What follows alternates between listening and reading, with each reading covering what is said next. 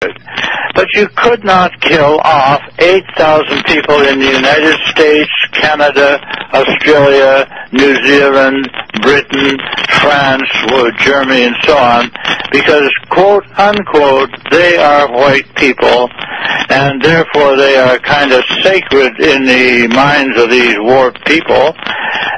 So they wanted a disease agent which would disable mainly women and disable mainly blacks in the Western Hemisphere and other Western capitalist countries, and would kill off black people in Africa, because that is where the majority of the 8,000 victims a day come from. And so they set out to take this mycoplasma and use it, engineered so it became, as you mentioned at the top of the show, more infectious and contagious, and they coupled it with a cofactor. Now, the cofactor did come from sheep, and it was the various sheep diseases of Iceland, which have been studied by Dr. Bjorn Sigurdsson. Now, Dr. Bjorn Sigurdsson had studied the disease of sheep, excuse me,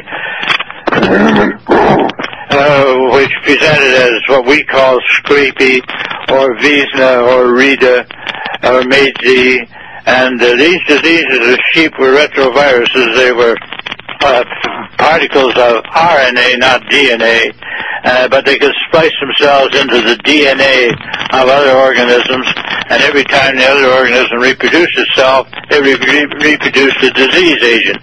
So they took the RNA fragments and they took the immune-lowering mycoplasmas. They combined these by biological engineering, very complex engineering that took a whole lot of people an awful long period of time to develop specifically, and they were able to create a fatal disease which we call acquired immune deficiency syndrome, and they were able to develop a disabling agent which we call chronic fatigue syndrome, or some people call it fibromyalgia, but they're really the same disease, slightly different presentations for scientific reasons, but nevertheless, CFS fibromyalgia was to be the disabling agent, and the fatal agent was to be the AIDS. And now here's another question for you, Professor Scott. We had the fatal agent, which was primarily designed for blacks, and we had the fibromyalgia that makes you too tired to have sex, so that was designed for the white folks. Now, when you're looking at this, what makes you say that the agent was designed primarily for blacks? Is there something in the black makeup that is genetically different from white people, making them more susceptible to AIDS? I know that there's a blood-brain barrier. Chronic fatigue syndrome have as their fundamental basis or starting point the mycoplasma, and it is a mycoplasma which is particularly dangerous to blacks, and our studies brought this out in the case of AIDS, and now we're doing the same thing for chronic fatigue syndrome that we did for AIDS. We're writing our book on chronic fatigue, and we point out the statistics that for every 5 people that get, say, Wegener's disease or chronic fatigue syndrome, there will be 15 blacks get it. The mycoplasma affects the blacks much more seriously than it affects whites, but it also affects women much more than men, and we found out the reason for this very, very readily. It was supposed to be a great mystery for a long period of time. Why do more women and blacks get these diseases called chronic fatigue syndrome and AIDS and cancer and so on? And with the women in chronic fatigue syndrome, we found the answer very, very simple. The diseases present when a certain level of concentration is reached in the blood of the disease agent. Now, when you look at it, the average woman, pound for pound, has about 20 to 25% less blood than men. And also, when you look at the woman's blood, it is 15 to 25% less hemoglobin than the male hemoglobin in males. So therefore, the degree of concentration in the blood is achieved much more quickly with women than with men. And you will have 6 women with chronic fatigue or fibromyalgia to every man. And the answer is very obvious, very straightforward.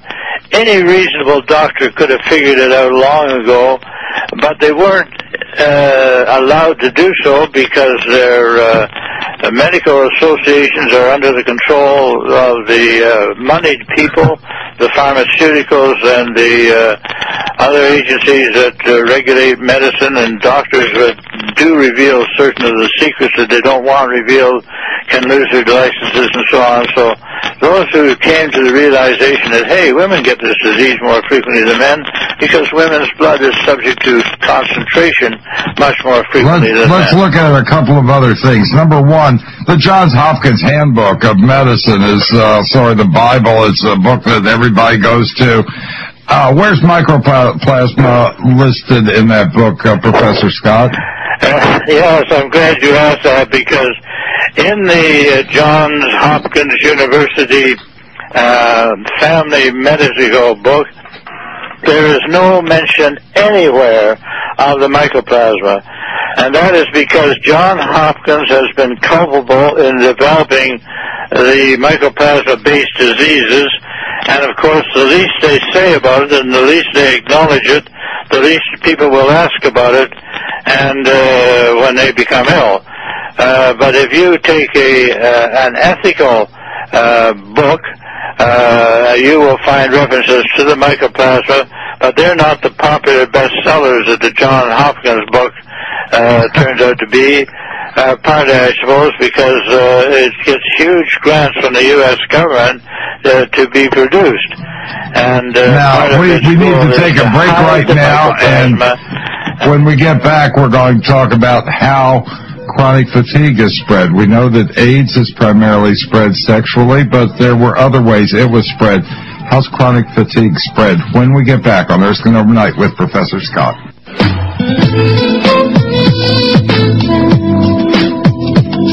With any weapon, you have to develop the weapon, and then you have to develop a delivery system. You have a bullet, wonderful. You've developed a bullet. How are you going to get it to the target? You have to develop a gun. You've got a missile, wonderful. That's their delivery system. Can you get the what you want delivered, the bomb, to fit on it? With any disease, and this is a weapon, obviously, don't think of AIDS as a disease. Think of it as a weapon. But when you're looking at this, you've got to have a delivery system. Now, I know that AIDS is delivered sexually, but that isn't the only way it was delivered. Tell a little bit about the smallpox vaccination program and how it was delivered initially. How was AIDS delivered initially? And then we'll talk about what is the mechanism for delivery of the chronic fatigue. How was AIDS delivered initially, Professor Scott? Yes, well, it was discovered that the cofactors, the mycoplasma on the one hand and the retrovirus on the other, had to be communicated by fluid exchange. Now, that could mean blood exchange, such as cuts that become infected, or infected needles that spread the disease, or vaccines that spread the disease, as AIDS was spread initially to a number of people who took vaccinations, who took blood transfusions. And tell about the smallpox, Professor Scott. That I find to be extraordinary. Now, when they found that an excellent way to send the disease to people they wanted ill or dying, and they found that vaccines was a very good way to get this disease into people, they came up with a great idea. They would go over to Africa and they would